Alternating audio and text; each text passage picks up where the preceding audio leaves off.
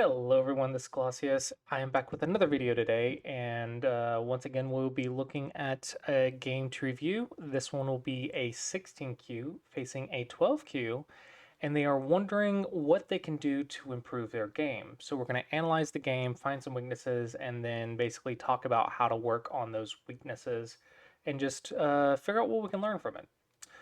Once again, this video is sponsored by SmackDragon.com. For this week only, you can do the code Congress24 to get 50% off your first month. Okay, so the 16Q is black, so we'll be analyzing it for black. Okay, so far I really like seeing that black is making their base. This is something I don't see enough of at the DDK level, where players just don't make their base. So it's already a good, strong start.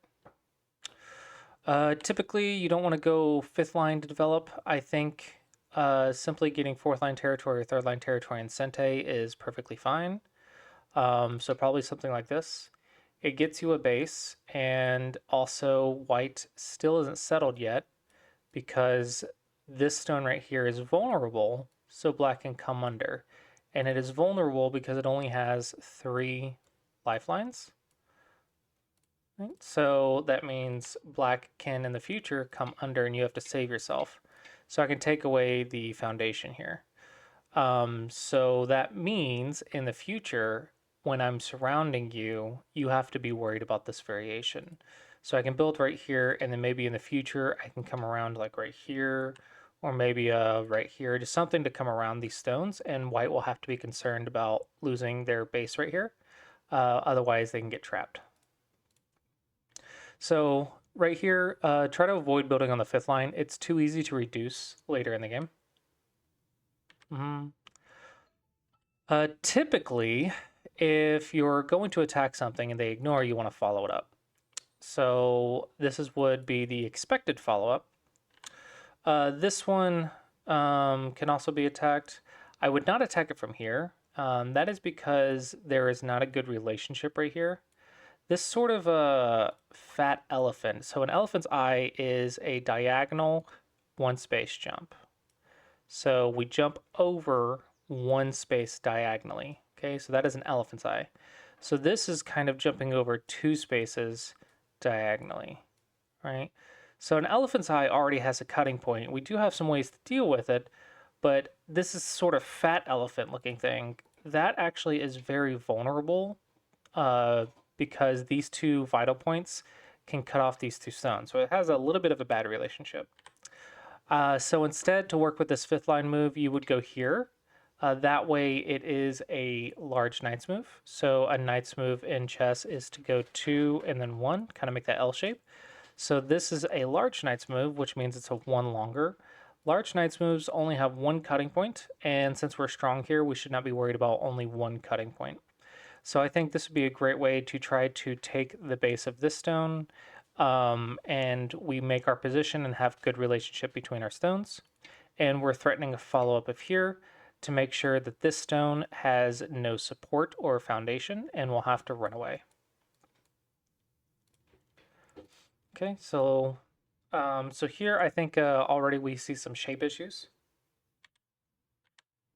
Okay, make a base good. I like the amount of bases that I'm seeing. Even though the shape is a little bit of an issue, black is making their bases quite nicely. Okay. I don't like this. Don't give up your stone so easily. This stone can be cut off, so you should have fixed it. Don't give up your stone so easily. Also, white made a little bit of a mistake here. If you go right here and white tries to cut you, you actually can go right here and these 2 stones will lose the capture race. So if white tries to capture you first, you can see that white is actually about to die first because white has less lifelines. If you try to go anywhere else, it doesn't really change anything. It doesn't really matter where you go. Nothing can change the result here. That is because white can never gain 2 liberties, or more than 2 liberties. So white plays here and I block 2 liberties, or 2 lifelines. White plays here and that's 1 lifeline. White jumps, doesn't matter, still gonna die. So this is actually permanently trapped. So this one is mastering your third line cutting points. If you know that, then you can actually kill this corner. Typically, what you will see by white is this move. And the way this works is you can just block like that and cut off the stone right here. And this is fine for both players because black gets the base, which is nice, but white also has some nice end game at later in the game. So white will be able to reduce a few points here later, so it's not that bad for white either. So definitely a chance missed. But even if I don't know about this descend, I want to connect my stones and then make a base.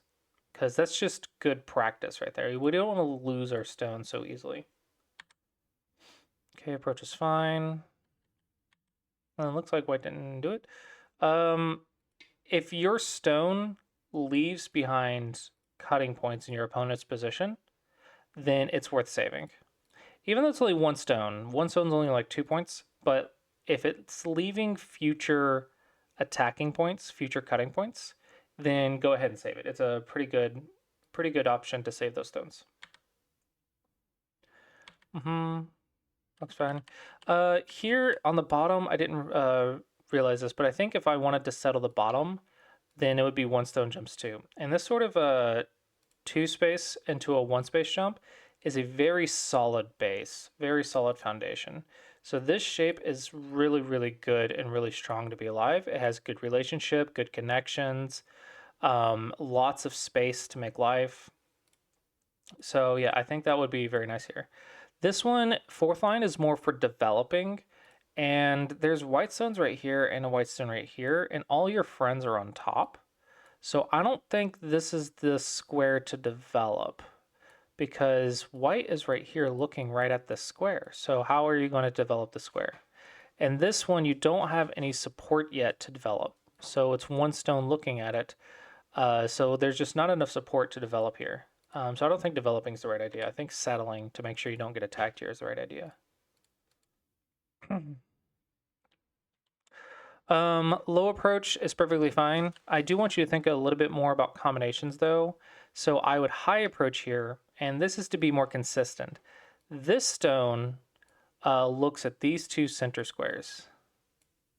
Okay, so a high approach here says, I am going to give you the corner territory, and in exchange, I am going to get the influence right here.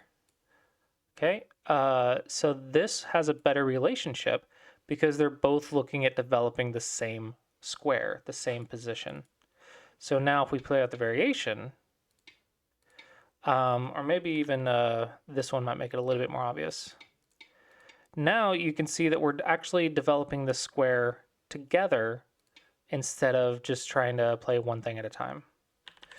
You could also think about connecting and then go here with the threat of later going here. Now you can see you developing the square quite nicely and you have a base. So this sort of like relationship can be very helpful. So when you're deciding between fourth line, third line, you want to take into account like, do I want to settle here or do I want to develop here? And that's how you pick between the third line and fourth line. Making a base is fine. I'm a big fan of these things. Yep. And make a base. Good. I really like black's bases in this game. I think that's really good for black. Definitely jump here. You are on white's side of the board, so you need to respect the fact that white has all of these stones right next to your group. So when you're playing right here, you want to settle, and you want to be strong and have a good foundation. But in addition to that, you also want to watch your connections. And one space jumps are a lot better connection than a knight's move. So playing this sort of knight's move right here, where we go 2 and then 1. This sort of shape is good to get around something. It's good to try to get around this white stone here. But the cost of it is that it has a cutting point right here and right here. So there's one cutting point and there's 2 ways to cut the cutting point. But the idea is this has a cutting point. We're on white's side of the board, so we want to stay strong here. We don't want a cutting point here. So I think the 1 space jump is a lot safer and a lot more reliable when you're on your opponent's side of the board. It's very good. I'm going to assume that you read out the cutting point because if you are reading out the cutting point, then your position is strong. If you are not, then you are developing bad habits. I don't think you did.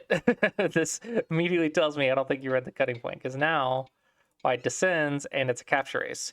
1, 2, 3, 4 to 1, 2, 3, 4. So you might win it, but I don't know if 16Q can read this far. So I don't think you read it at all. Instead, you want to go here. You want to keep the lifelines up, keep these liberties up, and then also you want to make sure this cut is okay. Right? Don't want to get disconnected. The shapes are what makes good shape is your relationship of connections and lifelines.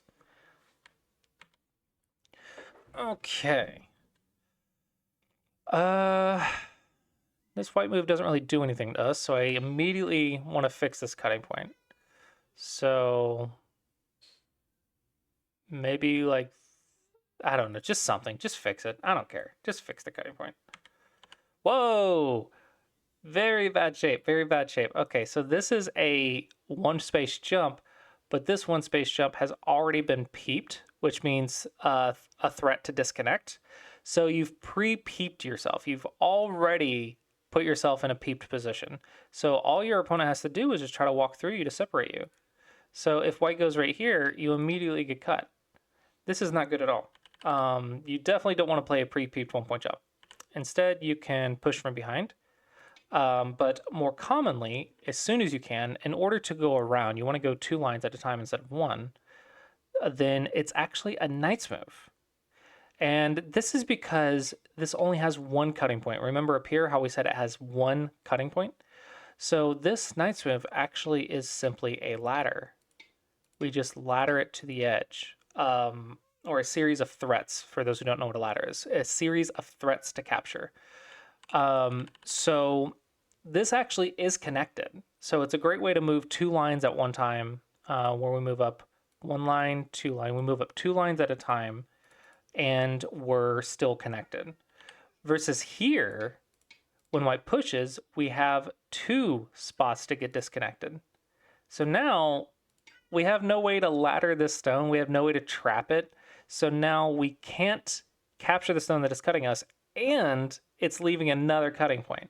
So this is very, very bad relationship here. Absolutely fix absolutely fix that cutting point. Your opponent didn't punish, so now you have the chance to fix everything. Oh boy, I think we're starting to see one of the big issues, and this is very, very common at the double-digit Q level, where you see a lot of 2-stone groups.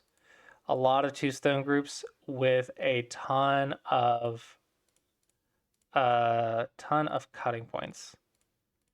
Now there's 3 cutting points in this line of stones, and I mentioned 2 because it's very often 2-stone groups, but it's also groups that have low lifeline counts. So this only has 1, 2, 3. This stone has 1, 2, 3. These 2 stones have 1, 2, 3, 4, 5, and then this one has 1, 2, 3. So 3 or less, that is where trouble happens. That is where tactics happen. So if you're worried about your positions getting destroyed, then you're going to need to work on how you handle all of these cutting points, all these disconnect points, and how you're handling all your stuff that has 3 lifelines.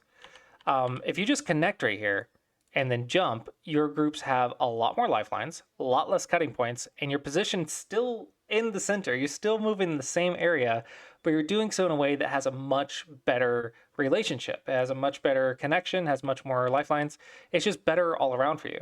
Versus if you're playing around in the center with these sort of positions, you're going to get in a lot of trouble if your opponent cuts them. Oh my gosh, there's more cutting points. So now I have 1, 2, 3, 4 cutting points. So many cutting points. This is how we die. This is how we die. And here's that 2, 2. I see this so often. These sort of 2 stones, 2 stones, 2 stones.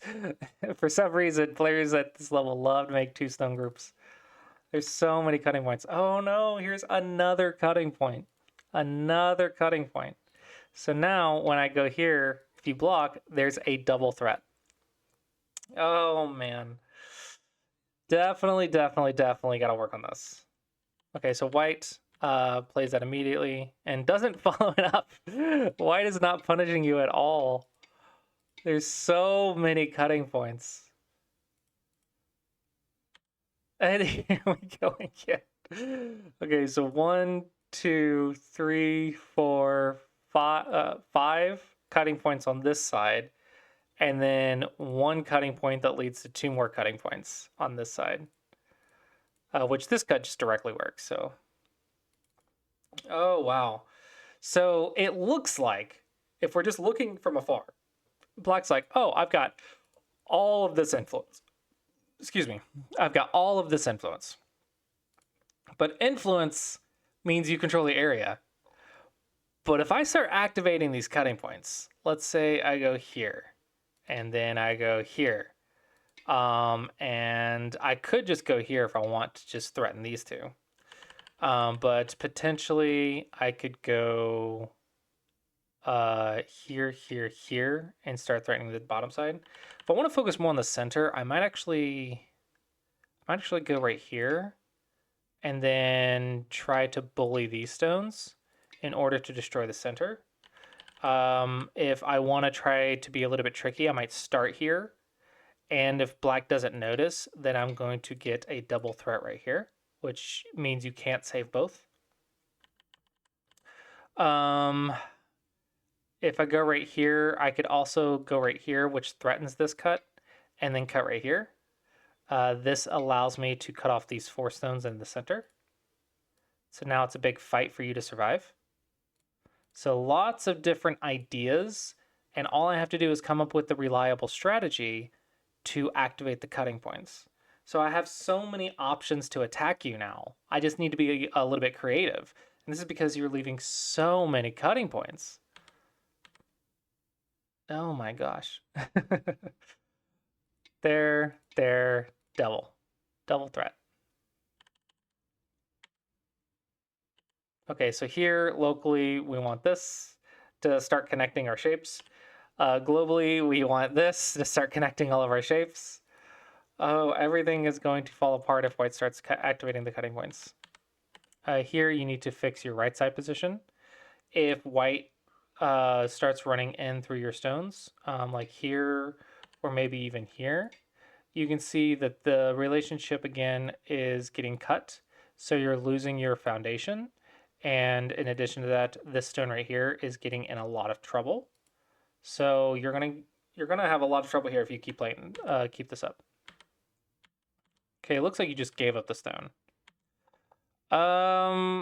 Okay, so that's 1, 2, 3, 4, 5, 6, 7, 8, 9, 10. 10 points. And if you're curious why I'm not counting these 2, it's because in the future, Black has the option to play right here and take those away immediately, and it's still Black has the initiative. It's still Black's initiative. So since Black can take those away while keeping the initiative, it's free, so we can't count those until White actually spends a move to block them. So this is negative 10 points. Negative 10 points. And it's actually more than that, because if you had gotten it instead, you would have gotten, let's see, you blocked right here. So 1, 2, 3, 4, 5, maybe 6.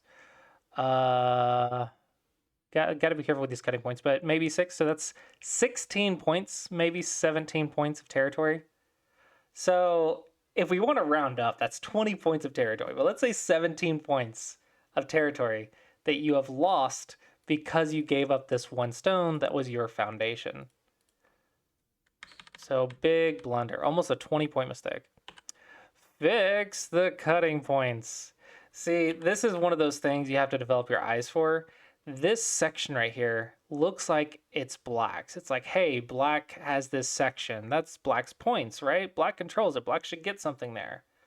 But if I start doing all of this, all of a sudden your section's destroyed. And that is because you're trying to get a section with all these holes. It's like a bucket full of holes. You can't hold any water if you have a bunch of holes in the bucket. So you can't hold a section if you have a bunch of cutting points. You have to have ways to handle these cutting points. And with this many cutting points, there's no real way to handle it. So you can't have a position here because there's so many cutting points. Touch stretch. I believe it's stretch. I keep using the Japanese term nobi, but I need to use stretch, touch stretch. Like stretching straight up, like that. And it gains you more lifelines. Okay. Okay, so if you recall earlier, when black gets around, this activates because you can steal the foundation and white's going to be surrounded. It might actually be a good idea to steal that now. Don't try to cut 1-point jumps. Very dangerous and usually just bad. So you can see there's actually not a cut here. This is because when you go right here, there's only one cutting point. This is now fixed, and this doesn't really go anywhere. Right? It's just another ladder. Okay. It's interesting because you're cutting off this one stone, which gets this section right here, which is really good. And white is leaving cutting points, so white's also making mistakes. But this section is not worth a lot until you fix these cutting points. Once you fix the cutting points, this section will be worth actual cash, actual territory. This move is not really super important yet if white is connected, because the idea of this move was unsettling by stealing white's base. But if white is connected all through here, then white's base is actually over here. So this is only a few points now. Instead of it being an attacking move, it's just an in-game move. At some point, the center will activate. Here we go. Oh, and it begins. And it begins. Okay. Let's see how this goes. More cutting points. And white is just walking in, and black cannot stop them. It looks like white went one too far, so you actually can cut those two stones off. Oh, wait. There's still some issues here, which is scary. Because if you fix, then you die. So you have to go like right here. But then I can cut right here and try to attack these two stones. So lots of still things to consider. So you've lost a lot of this area, and this is because of those cutting points. You remember how big this area was? It was, what, that big? This is how big it was, but now it's, what is it, here and here.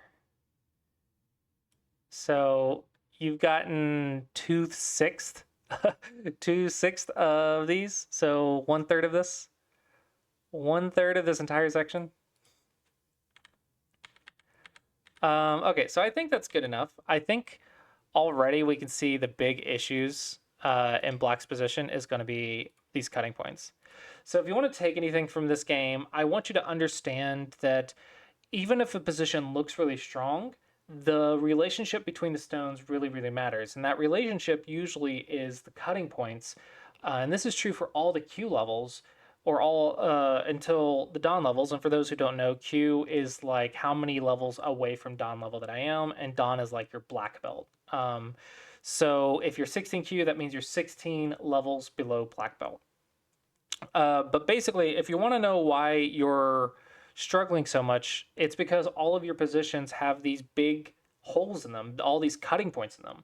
So you have to learn how to build your positions with manageable cutting points. And what I mean by that is usually just one or two, and you have a plan for it. If you want to know how to deal with cutting points, you need to study shapes like ladders and nets. Both of these are ways to capture cutting stones.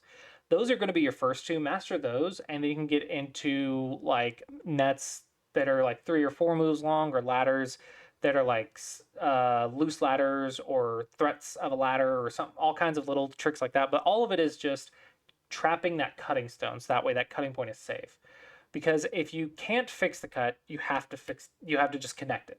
Connecting the cut is the surefire way to protect the cut. But if there's something else you want and you want to get more, you can only do so if you have a way to handle that cutting point, like say a net or a ladder.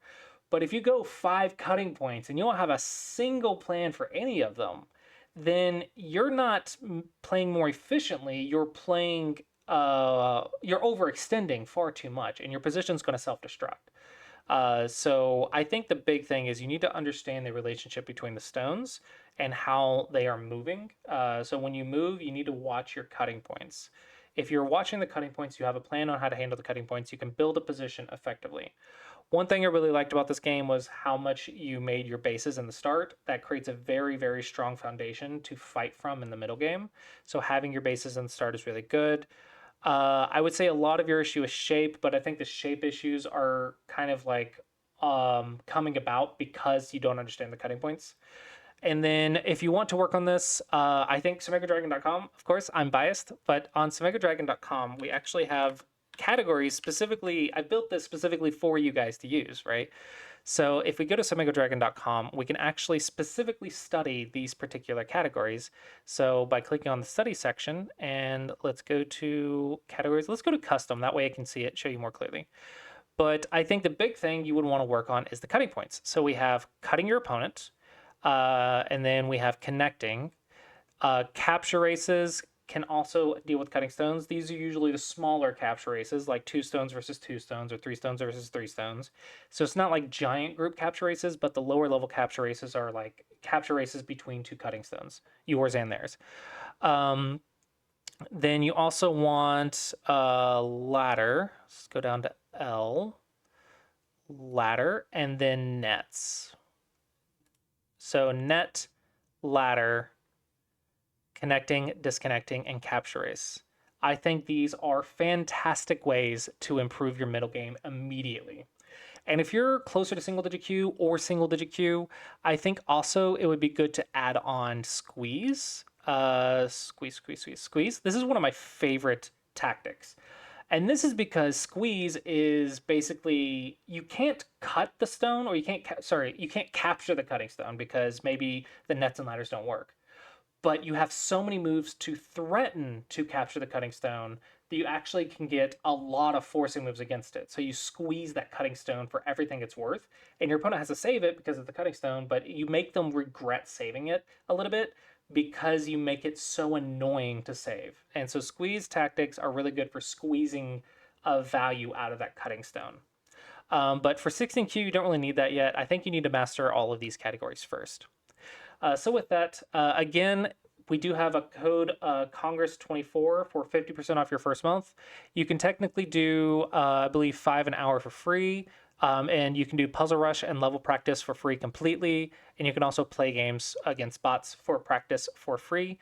And then the rest is kind of like premium stuff where I basically build it out to brainwash you to improve your game. I'm basically brainwashing you with everything that I can to make you stronger whether you like it or not. So if you're using my app, hopefully this is helping you improve. And if not, join the Discord, let me know, and I will try to make it even better for you.